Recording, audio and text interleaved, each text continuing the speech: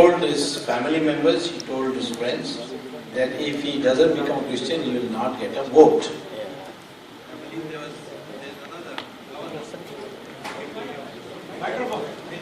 Nikki Haley. Yeah. Yes. There's another governor, lady governor. Nikki Haley. She also converted. Why? It's a more sophisticated way of doing it. But the undercurrent is very clear. Can I say that nobody can be Vice President or President of India unless he is a Hindu? Or at least spread it in such a way that they become? We don't do it. Ours is a secularism which has gone beyond limits. Secularism should only mean that you have the freedom to worship the religion of your choice. It is not, and that the government shall not discriminate between one religion and another. But that doesn't mean that the social mores, the social attitudes cannot have this view that this country is a Hindu country. I'm not asking it to be put in the constitution. I don't need to put it in the constitution. The constitution is already a Hindu constitution, let me tell you. It is there. You cannot kill cows. That's there in the constitution. It says that you must revere your ancient heritage. That's in the constitution. So there are many things in the constitution which has not been... Uniform Civil Code is also in the constitution. But we are not implementing it. So I'm not worried about the constitution. I'm saying in our normal discourse, why can't we ask a Muslim and a Christian that do you accept that your ancestors are Hindus? And if they say no, then what is it? Then who was your ancestor? Was it Gori and Ghazni? Is that something to be proud of? So that is the social consciousness I am talking about. That's in America, it's very clear. Professor Huntington articulated it in his book, Who We Are, published by Harvard University. He says, we are a white Anglo-Saxon Protestant English-speaking country. And then he explained, there are Filipinos, there are this, there are that, all who are not white. But this is the essence of America. A white Anglo-Saxon Protestant English-speaking America. Britain recently, the Prime Minister, Mr. Cameron, told the BBC on the 18th of December of last year that Britain is a Christian country. So the BBC man says, but what about all the Hindus and Muslims and all who are here? He said, maybe, but the flavor of Britain is it's a Christian country. Because you cannot be the queen of or king of Britain unless you are a Christian, which we don't have. So, therefore, these people cannot give us lectures on social. I don't mind adopting the American secularism. I mean, the Indian secularism is not acceptable to me. It is loaded against the Hindus. We don't want that.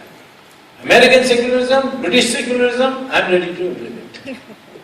So therefore, please don't tell me that America is having secularism. It is America's secularism with restrictions, with modifications. India has a totally lopsided, biased against Hindu secularism.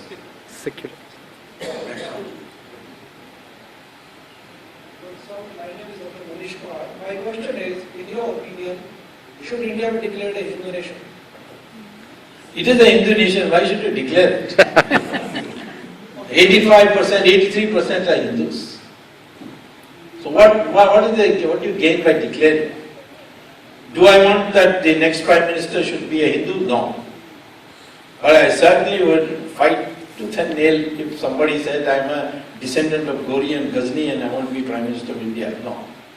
If he says that I am also part of this country is as much mine because my ancestors are also from here, then there is no bar to a Muslim or a Christian becoming Prime Minister of India.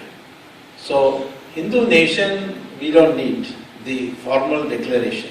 It is a Hindu nation in the perception of the whole world.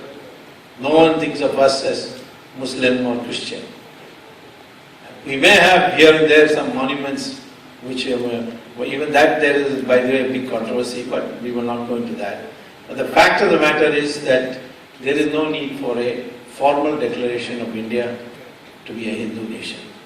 But Dr. Swamy, we every day we go to work here and radio talk shows. We are a Christian nation. Yeah. Every day we hear that. Yeah, but I mean, nobody Yeah, objects. I don't object. Which is fine. yeah, it's But true, in but India, I object. in India, Sonia Gandhi says we are a composite culture. What is a composite culture? Half Italian, half Indian. And this is all bunkum. We are not a composite culture. We are, the mainstream culture is Hindu. And we are of the view that other cultures can subsist with us. But we don't insist that they must follow our culture. All I am insisting on is that they acknowledge that they are not come from somewhere else. All this Aryan Dravidian theory is all bunkum. Karunanidhi is living in a fool's paradise.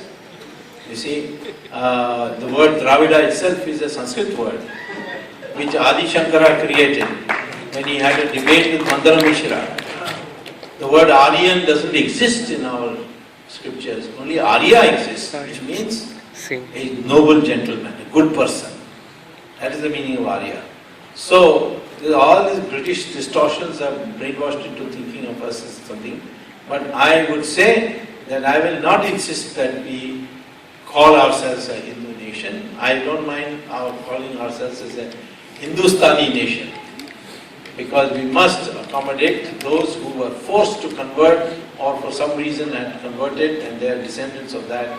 So we are Hindus plus those others who acknowledge that their ancestors are Hindus.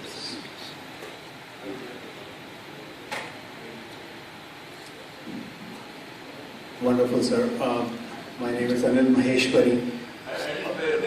My name is Anil Maheshwari. When I came here, I thought we would talk, broader, or let me broaden the discussion. This is very political and social level and inter-religion discussion. I think one of the things that ails Hinduism also has is that it hasn't shown the successes that its spiritual core should show. I mean, the goal in Hinduism is that human beings should reach moksha.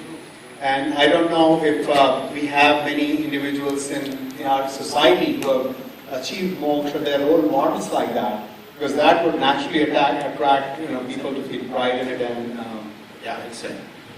first of all, this lecture was not about Hinduism. It was about what ails Hindu society.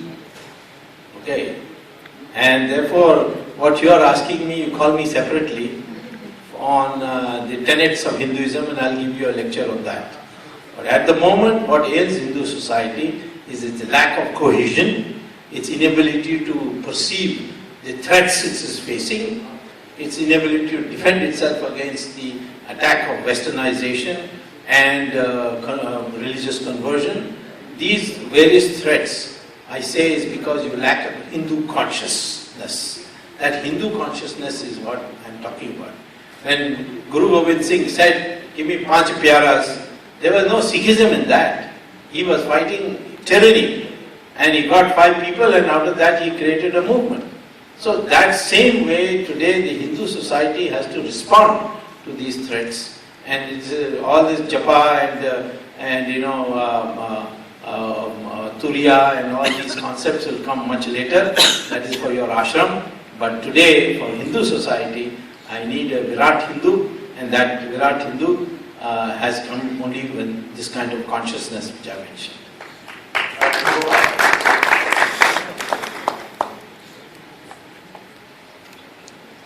My name is Kollol Guha, and I would like to say that welcome back to Chicago. You did before.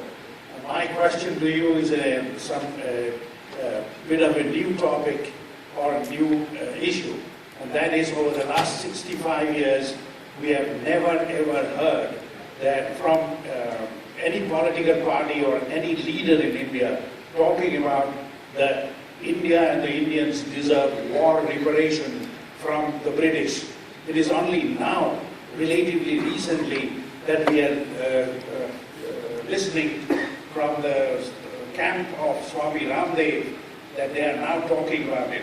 Why is it that for the last 65 years, no political party, no leader ever raised this issue, which is well deserving to the Indian population in India itself?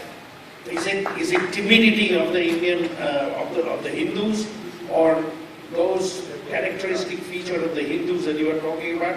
And it is a good sign that they are now talking about war reparation from the British. Will the British be able to pay it, by the way? It looked like a bankrupt nation to me.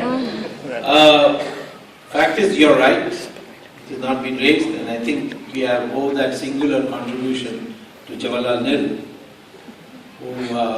or in fact to Manmohan Singh in one way. When he went recently to Oxford, he said in his speech that we thank British for teaching us English.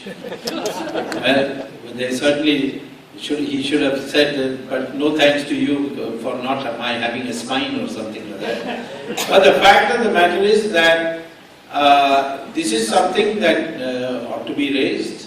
The British did us a lot of harm, and some of it is done in a very sophisticated way. For instance, the zamindari system ruined our agriculture because of British decision that they told the zamindars, who were mostly criminals at the time they were chosen as zamindars, that you will give us annually so much money to run the British administration and the British army, and how much you collect we are not concerned with.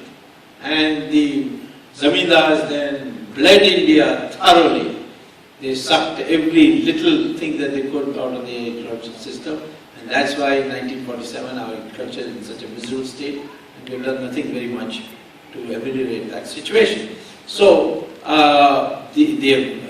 this systematic elimination of Sanskrit and bringing English, the history books, the distortion, the disunity, what they did with partition, the mischievous way they did it, all these definitely call for reparations. The only thing is that whether we should do it by a direct demand or the way the Gujaratis have done by buying East India Company or Ramdev, who was born and bought an island off the coast of Scotland. I think maybe in the future we may be able to buy off Britain rather than get reparations.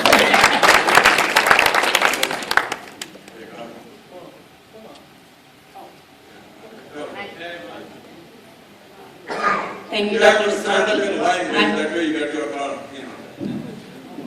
Thank you, Dr. Swamy, and I'm sorry I didn't... No, go ahead, don't worry. Thank you, Prasadji. I have two quick questions. One, you talked about Gandhiji being a Satvik. Satvik. Correct. And then you said we need to be Virat.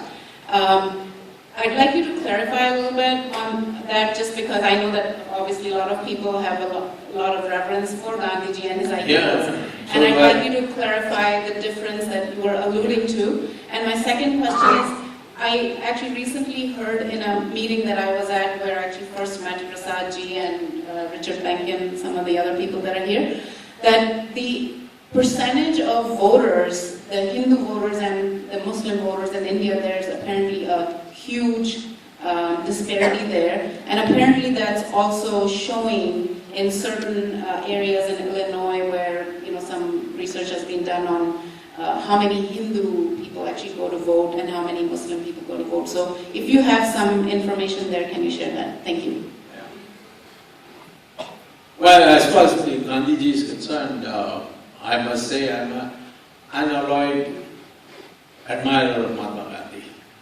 Largely because he united the country and made the freedom movement into a mass movement, when it was just basically a debating society movement, and he converted that into a mass movement.